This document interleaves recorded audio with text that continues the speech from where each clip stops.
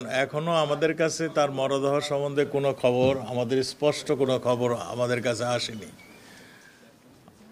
আপনারা যেরকম শুনছেন আমরা সেই রকমই শুনছি।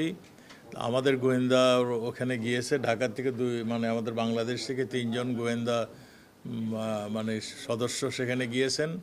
ভারতের পুলিশও কাজ করছেন।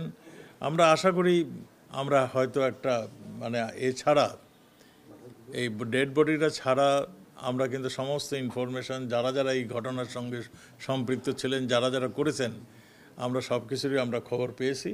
আমরা ডেড বডিটা উদ্ধার করাটাই এদের যেরকমভাবে এরা খুন করেছে সেই অবস্থায় এটা উদ্ধার করাটাই আমাদের বাকি রয়েছে। আর সব কিছু আমাদের কাছে চলে আসছে। আমরা কিন্তু প্রচেষ্টা চালিয়ে যাচ্ছি, আমরা বসে নেই।